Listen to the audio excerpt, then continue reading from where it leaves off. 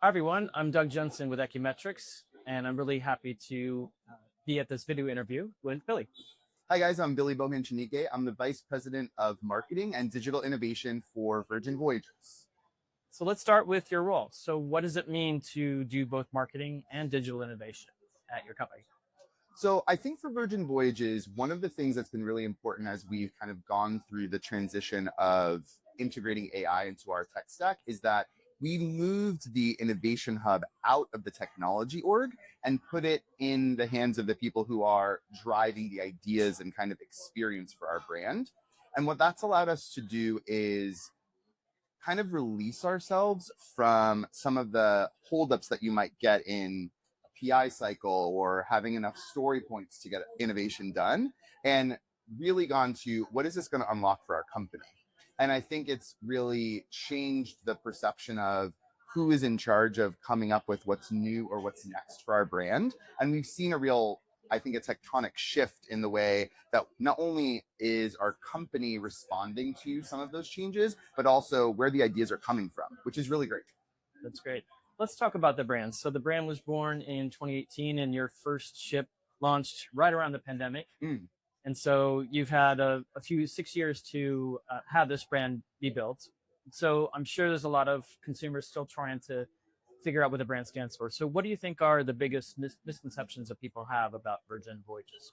Well, I think the first thing is we're an adults only cruise brand. So you need to be 18 to sail with us. Okay. And from an awareness perspective, especially for a US consumer, they really associate Virgin with the airline or with Richard Branson, our founder. Right. And so what's interesting about that opportunity is that they know two things. One, we're a company founded by a disruptor, somebody who comes in and changes an industry or a product for the better. Right. So that's already a good place to start. Right. And then if they've had an experience with either Virgin Atlantic or Virgin America, they stayed at a Virgin hotel, they know that each of our experiences is really cared for and considered. And so if you think about expanding that idea over an entire vacation, once people figure out, okay, so they're an adults only cruise line, is this something that I'm interested in? It's pretty easy to convince them to get on board. Sure. I think in the early days, one of the things that hurt us was everyone was like, oh, this is a cruise line for millennials. And if you think about 10 years ago, millennials were still kind of a dirty word, which in today's economy, actually, millennials have the highest purchasing power of any economic bracket. Sure. Yes, we are a cruise line for millennials, but we're actually just a cruise line for anybody who's 18 and over and wants to have a good time. And that can look like lots of different things when you're on board. We just want to put a framework together to help people have a great vacation. No, that sounds good. So let's go again and talk about the pandemic, one of the worst travel industry crises that ever existed. Yeah. What are some of the lessons that you'd say you or the company learned from that experience that you still think about today? I mean, obviously, it was a huge global tragedy. And for us, we had been building the idea of what this brand was. And we actually took delivery of our first ship on Valentine's Day of 2020. Our ships were built in Genoa, Italy, and that's actually where COVID jumped to from China. So it was like a series of unfortunate events that ended up happening. But actually, now looking back on it, it was, for us, a silver lining that we didn't actually roll out when we first intended, because the people who came and bought a cruise from us and ultimately didn't get to go on those first voyages, they felt a kinship or an ownership over making the success of the brand when we finally did sailing in October of 21. And since then, we've built a really evangelical community of sailors who are co-authoring what that brand is. And for us, we don't think of the brand as the logo or the advertising you see. It's the feeling that we leave you with after your vacation. And those customers are spreading the word about our brand in a way that I don't think we would have had as deep a connection with if we hadn't gone through COVID together.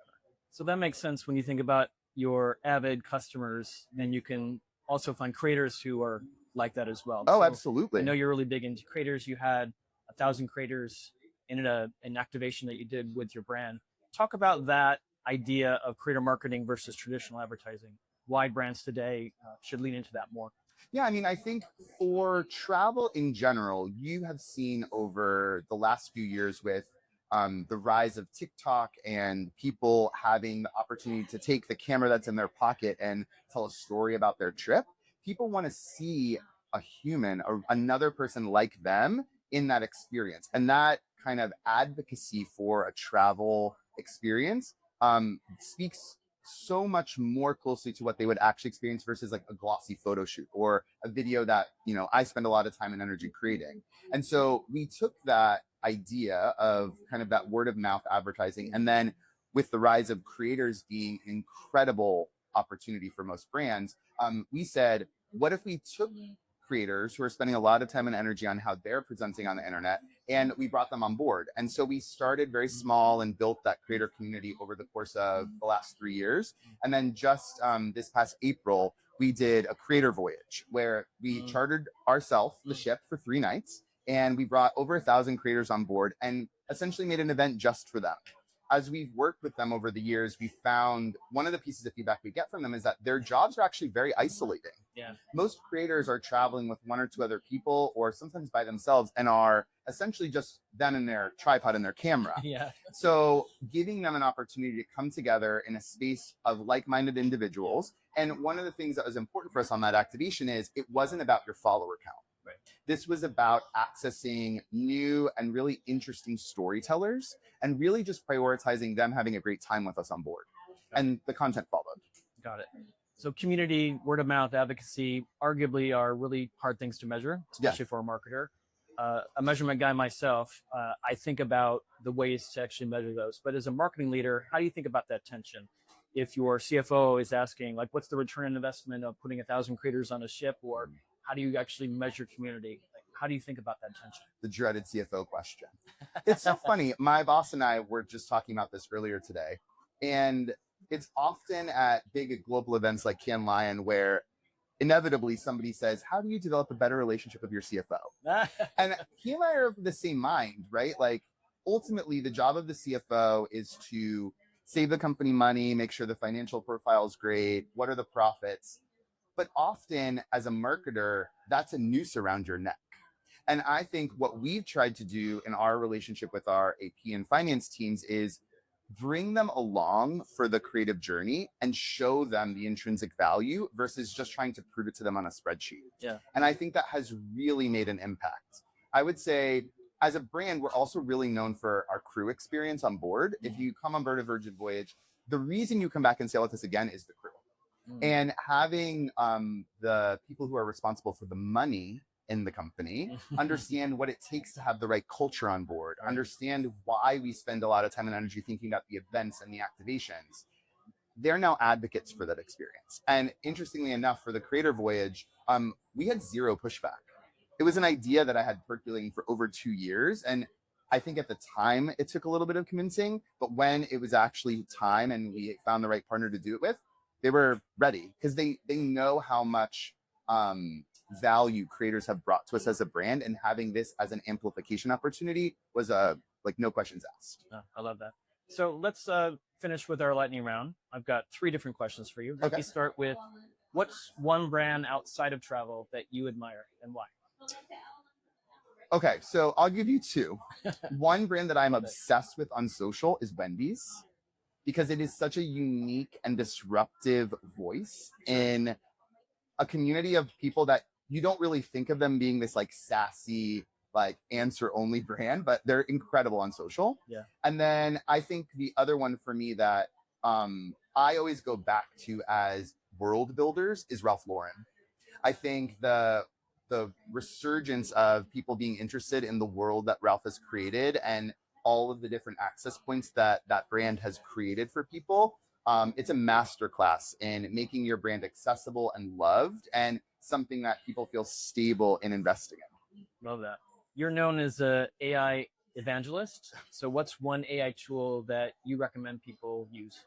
So I do a lot of work with Google, and I think one of the things people often get paralyzed by is seeing the blank box and figuring out what to type in.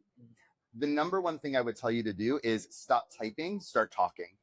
So rather than trying to figure out what the perfect phrase is going to be, just turn the voice mode on and have a And conversation. dictate to it. Yeah. Mm. And any modern LLM is going to be able to allow you to have that dialogue back and forth. And I think that really unlocks the aha of how usable the tools can be. Got it. Let's finish with measurement again. So what is one marketing metric that you think everyone's obsessed over and that probably needs to go away? I think the number one advice that I would give anybody is decide on the ROI before you do the campaign, right? Like negotiate how you are all going to measure success before things get started. And it doesn't have to be sales, right? No, it doesn't have to be sales. For example, for most of our creator engagements, it's really about the community impact we're seeing. What are the engagements that you're seeing on a post? How are those posts leading to how people feel about the brand? Are we a brand for you? Is this something that you would want to investigate or shop? Right. Those metrics are so much more valuable in developing long-term evangelism versus just the transaction that you're getting today. Absolutely. Well, thank you, Billy, very much for being with us today. Of course. Thank you, guys.